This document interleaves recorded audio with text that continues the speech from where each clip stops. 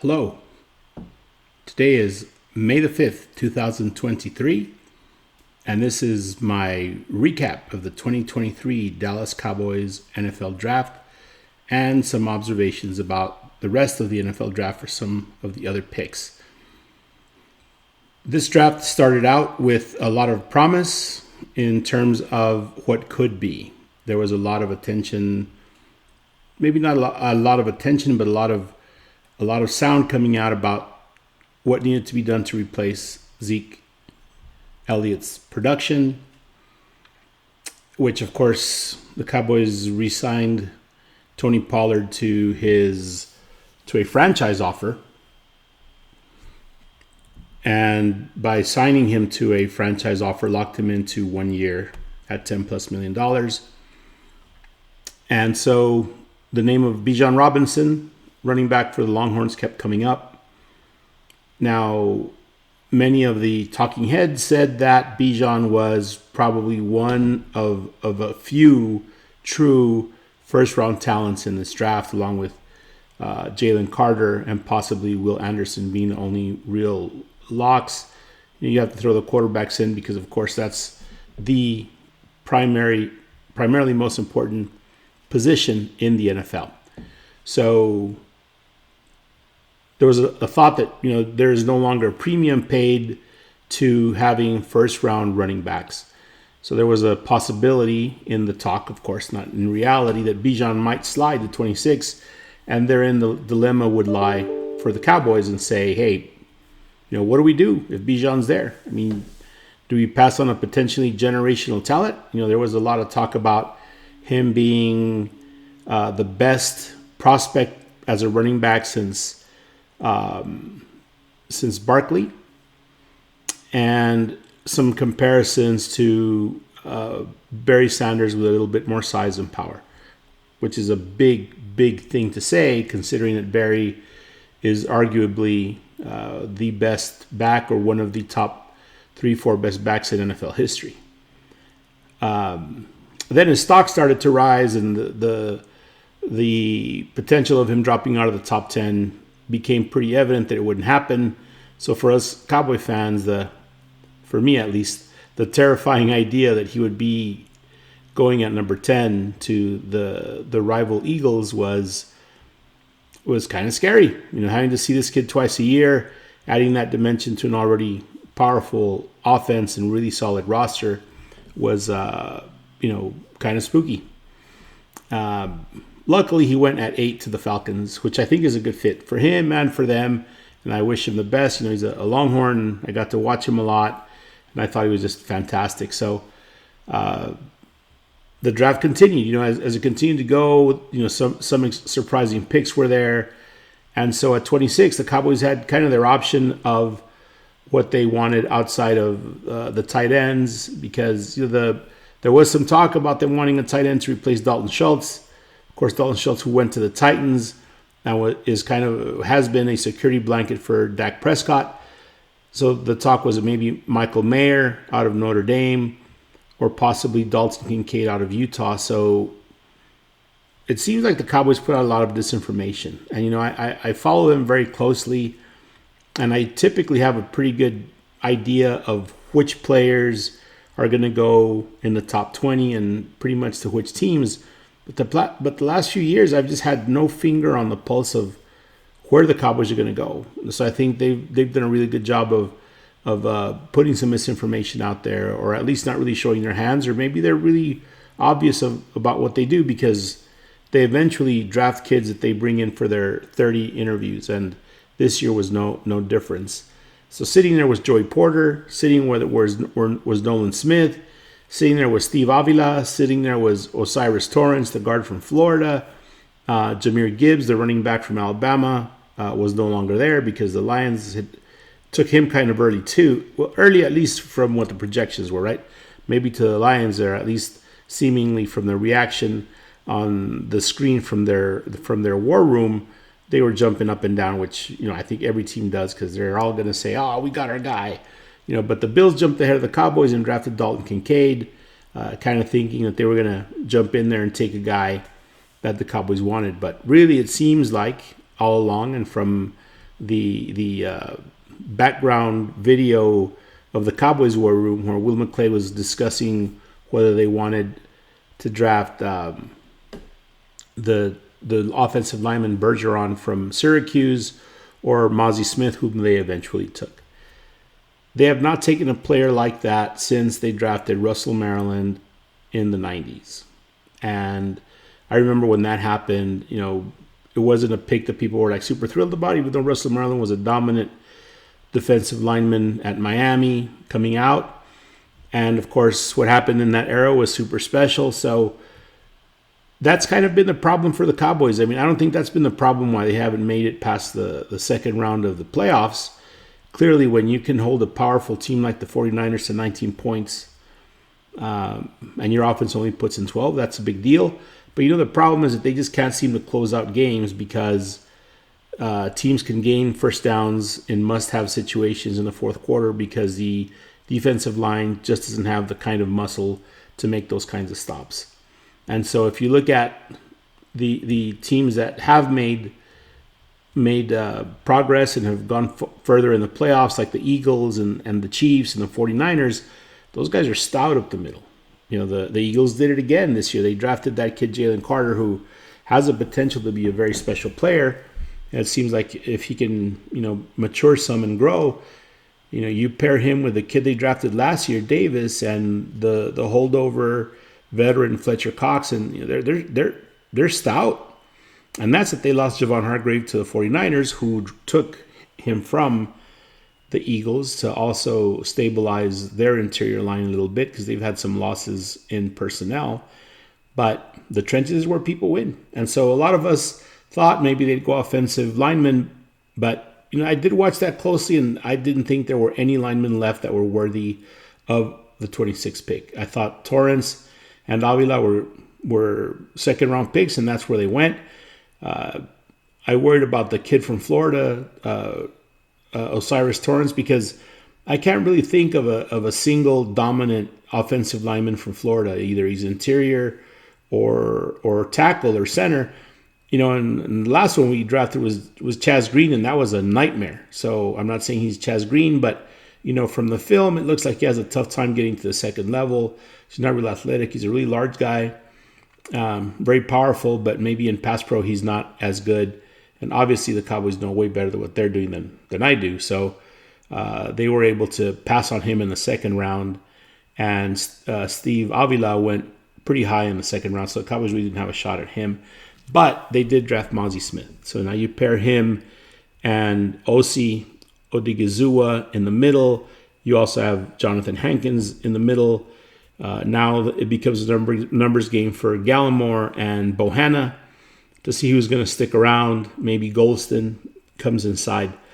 But that gives you Micah, the bazooka on the outside. You have Sam Williams on the outside. Of course, you have Tank Lawrence, who I think is probably seen as his best days, even though he was still very productive, great against the run, super high motor, always trailing the play, really kind of sets the pace for the effort that the Cowboys defensive line and defense in general should have.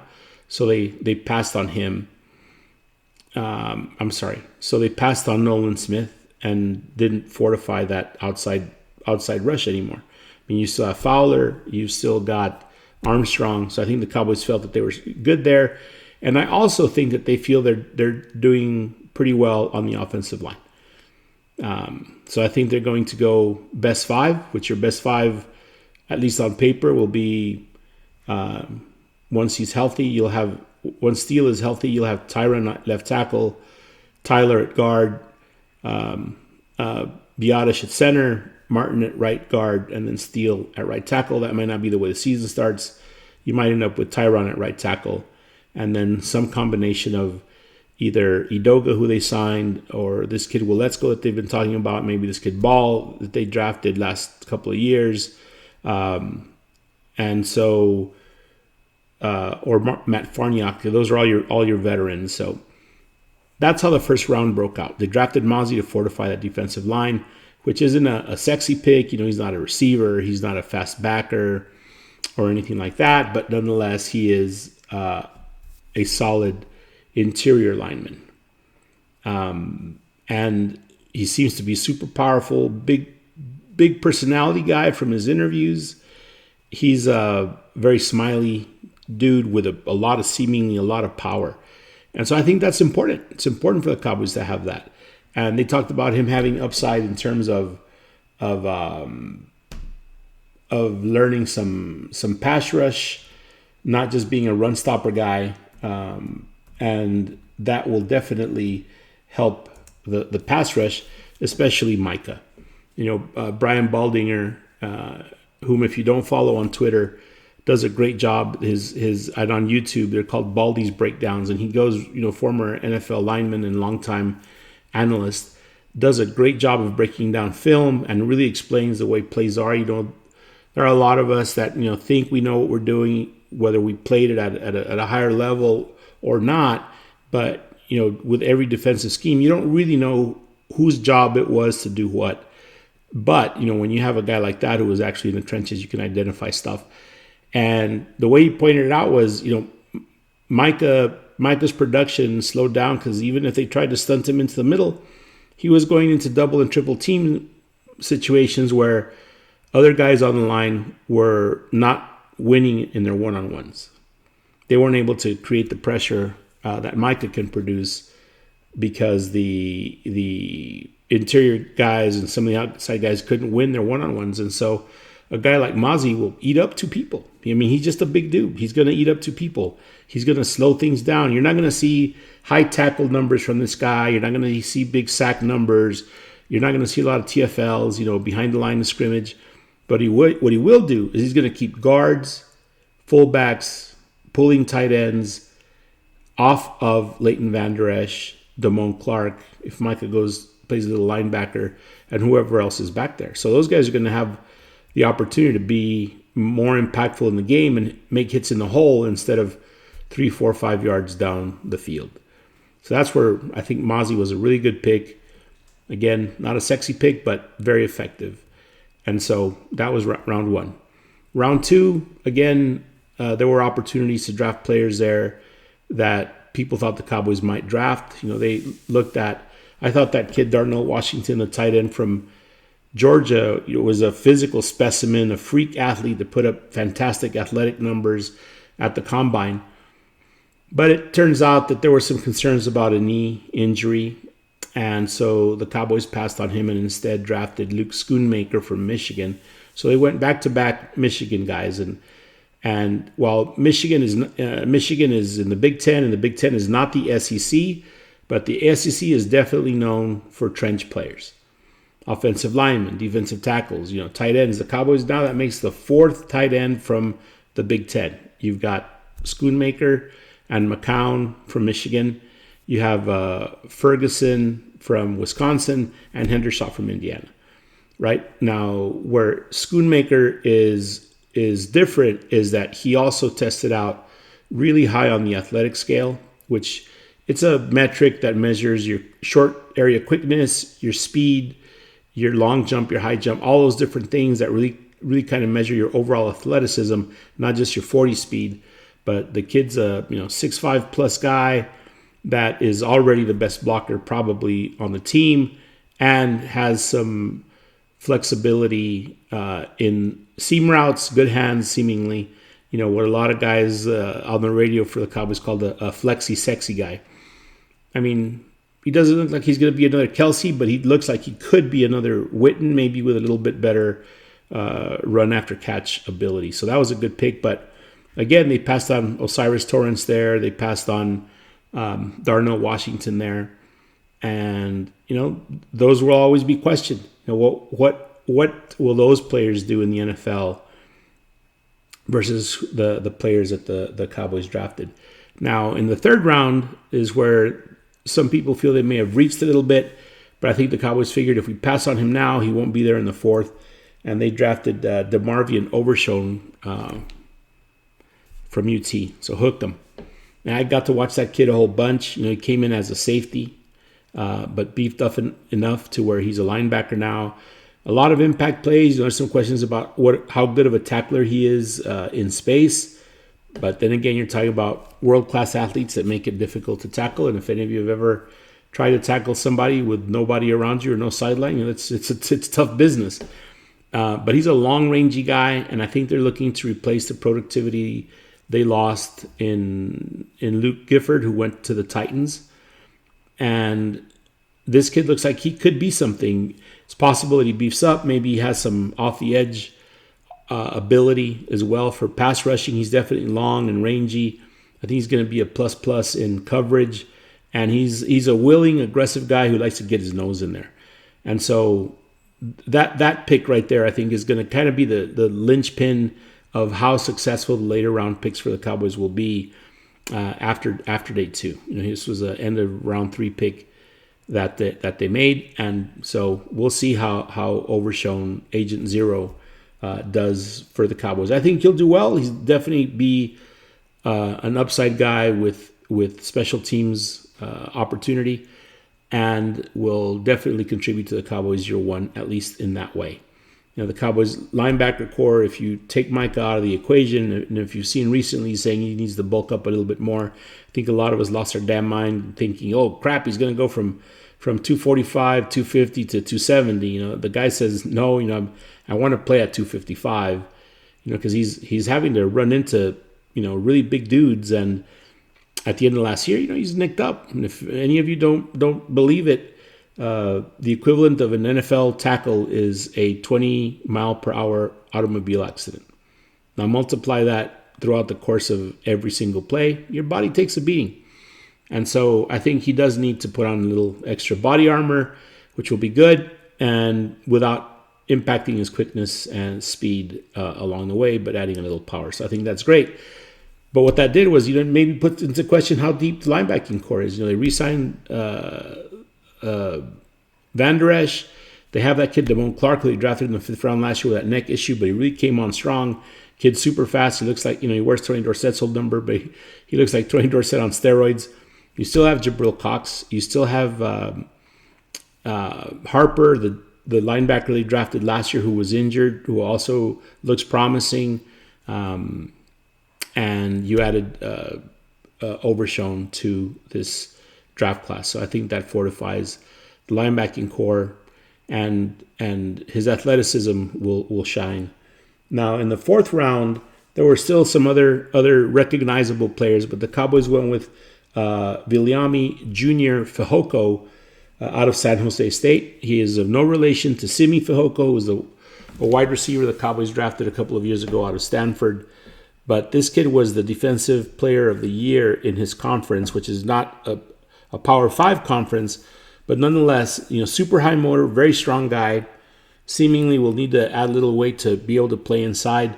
But I think he's one of those guys that can really push the level of your roster up. Now, he reminds me a little bit of Bradley Anai, the guy the Cowboys drafted out of Utah a couple of years ago that didn't pan out. But Bradley Anai was never able to improve his power to the level of being able to compete at the NFL level. This kid Fehoko is super powerful already.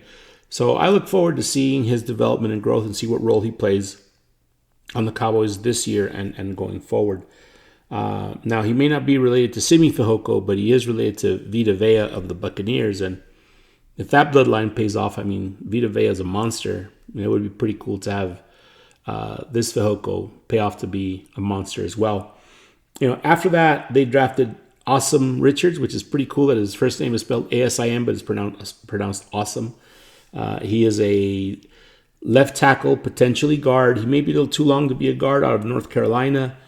And watching him play, the guy doesn't have a really strong base. For those of you that understand blocking, and as a tackle starts to feel the power of the rusher, he'll do what's called anchoring or dropping. Basically, he's dropping his ass, like if he's doing a squat. And that's where they're the most powerful, because they're able to explode up and punch from there. This kid's anchor isn't great, but his footwork's pretty good. And when he gets, he's in a position where he may get beat, his footwork and really long arms help him catch up without being one of those grabby guys. He's not like Tyler Smith was last year, that whenever he was out of position or his footwork wasn't good, technique wasn't good, he tended to grab, and he led all collegians in holding penalties. Thankfully, after some good coaching Joe Philbin, that didn't translate badly into the NFL. And I think this kid, Austin Richards, if anything, will develop into some good depth for the Cowboys offensive line. So I think the Cowboys with their new offensive line coach will definitely make some positive strides in what they do in having a good, powerful run game and keeping Dak Prescott clean in the pocket and keeping his uniform clean. So that'll be an important thing. Now the next move was kind of surprising, and they moved up and selected Eric Scott, the cornerback from Southern Miss. Eric Scott was a junior college guy, and folks were a little surprised at the Cowboys draft pick because they moved to the top of the 6th round to take him, and they looked at his 40 that he ran at the combine, which was 4.7, which is for me super fast, and but for a cornerback in the NFL, it's not impressive. Now it turns out that, and this is why scouting and following up is so important, the guy had a pulled quad when he ran at the combine. He probably shouldn't have run, but when he ran at his pro day, he ran a sub 4.4, that is. Sub 4.5, like a 4.46, which is a lot, from 0.46 to 0.47 may not 0.7 may not seem like a lot to you, but believe me, it's a big difference when you're talking about guys of this size, speed, and power and athleticism in the NFL.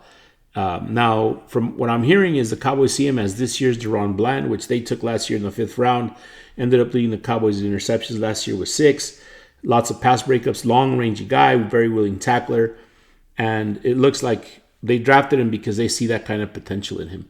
But at this point, you're looking at, okay, we're talking about 6th-round guys, 7th-round guys. How many of those guys actually make the roster, right? But, the Cowboys and other teams have found success there. I mean, Richard Sherman was a 6th-round guy. Cam Chancellor was a late-round guy. You're looking at those guys that are deep-round picks that really translate and become great players in the NFL. So there's really no reason other than not being able to execute and perform that this guy can't do it. I mean, those are big deals, right? Execute and perform, but nonetheless, a guy like Will McClay is really showing how important having good scouting and talent recognition is. And also, I mean, I think you can see from the time Will McClay took over player personnel, the Cowboys went away from taking those long shots on guys from little schools.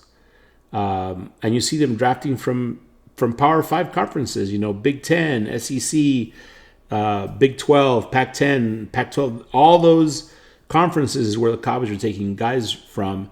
And if they do roll the dice, it may be an undrafted free agent, from a smaller school.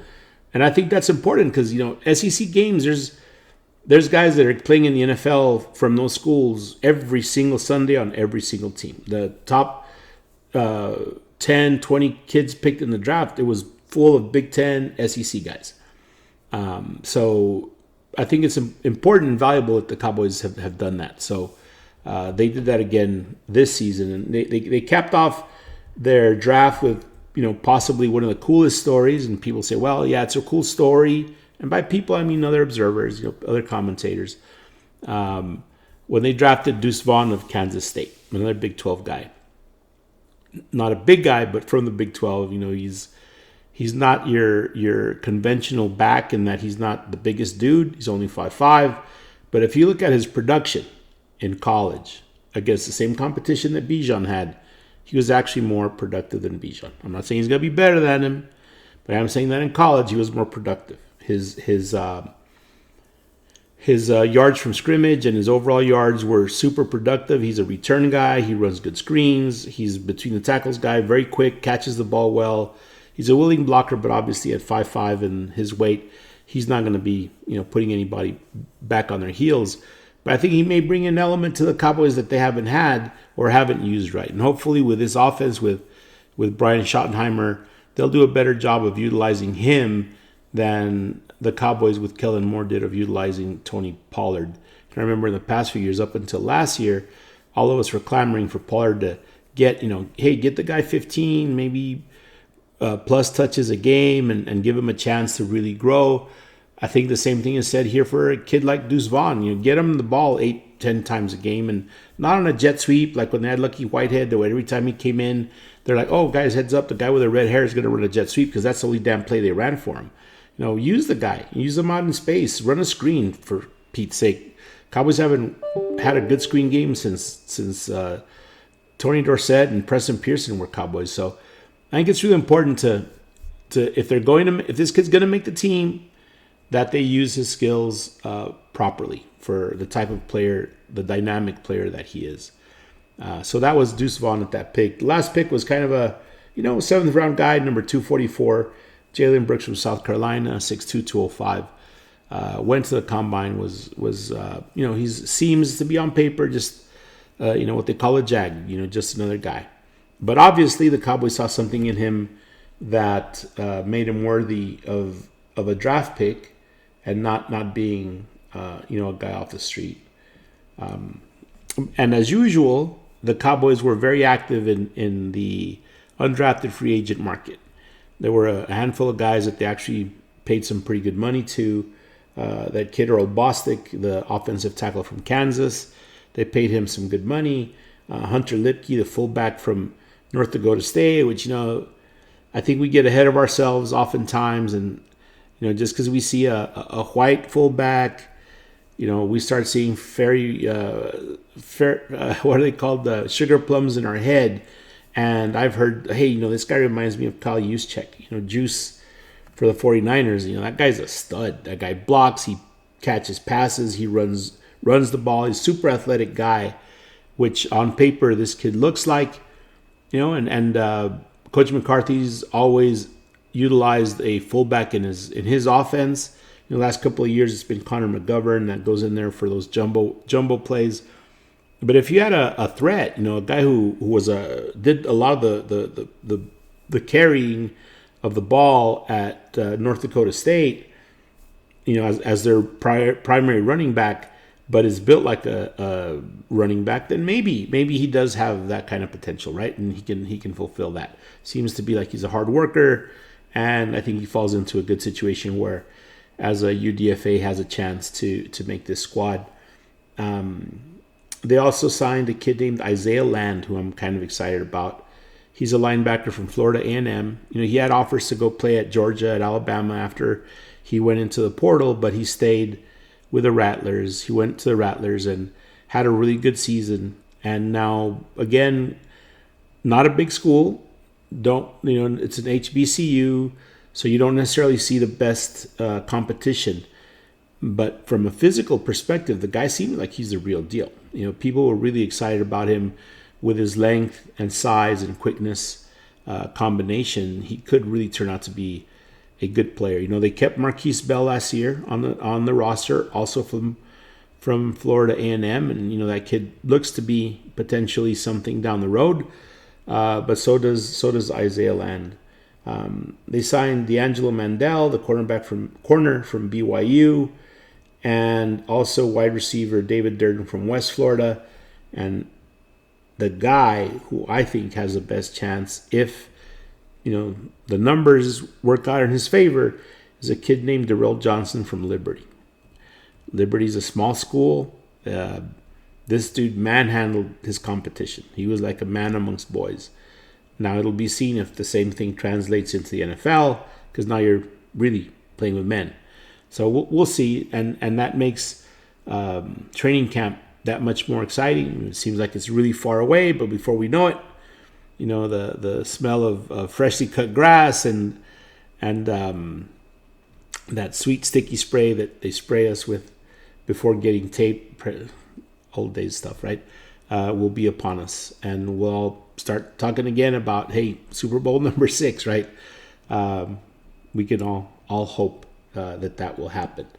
Now, one thing that was evident that they did not draft or sign was a quarterback, and they'll probably need to bring in some camp arms, at least for rookie mini camp, because they'll need somebody to throw the ball to him. There's talk that they may bring the Nooch back after his time in the XFL to make a run, but I think the Cowboys are pretty happy with what they've got at quarterback, with Dak being QB1 and Cooper being number 2. And Will Greer, who has a lot of, I think, potential, having been a third-round pick out of West Virginia, is fine. I don't think they need to bring somebody onto the roster, but you never know. They didn't draft one, but they'll definitely need somebody to be camp bodies to save the arms of the guys that are going to be on the 48 on Sundays. So we'll see how that plays off. And, of course, one more thing is they need a kicker. For all intents and purposes, it does not look like they're bringing Brett Maher back. Robbie Gould is out there. Mason Crosby is out there as a veteran. So we'll see how they address that going forward. So all in all, I think the Cowboys had a very solid draft. Not a splashy, sexy draft, but a good one, which I am happy that they did have. It's a deviation from the past. They're not necessarily reaching for straws and trying to catch a rocket, but rather addressing some of the few needs they have on a very good roster through the draft and drafting the players and signing the players that they did. So going forward, it's an exciting time. I'm glad to see that they did that. Other picks that were, I thought, were really solid picks that happened. I think the Eagles had a fantastic draft. I hate to say that, of course, rivals, but the reality is reality. They drafted Jalen Carter in the first round. They drafted Nolan Smith in the second round. They did a really good job of drafting. They're becoming the Philly Bulldogs. But hey, you can't go wrong. These guys have been national title contenders with top-ranked talent all around the board. So, they look good. The Lions draft was, probably not conventional, not what people thought they would take. I think the Texans made some really good moves to strengthen their team. Their guys doing well there. I think the Falcons have made some really smart moves in the offseason and had a decent draft. But next year, it's still the Chiefs and Bills, Bengals, 49ers, Eagles, and possibly the Cowboys. We'll see what the addition of Aaron Rodgers will do to a young Jet squad and how some of those other teams grow. I think the Steelers had a really good pick. I thought it was pretty cool that Joey Porter Jr. got to get drafted by a team that drafted his old man. His old man was a fiery SOB, man. That dude was a firecracker, winner, hell of a ball player. Looks like his son is too, and he ended up in Steel Town. So that'll be an addition for them. So lots of interesting things happening in the NFL draft. But again, one of my favorite sports weekends. Was able to enjoy it the best that I could and take in all the human interest stories, all the stats, and try to keep myself informed. So that wraps up our 2023 draft wrap up. And I hope you enjoy it. If you like my content, please like it. Please share it. If you'd like to be on my show and have a conversation about your team or talk crap about my team, hit me up. It would be cool to do. So have a great rest of your day and enjoy your happy Cinco de Mayo.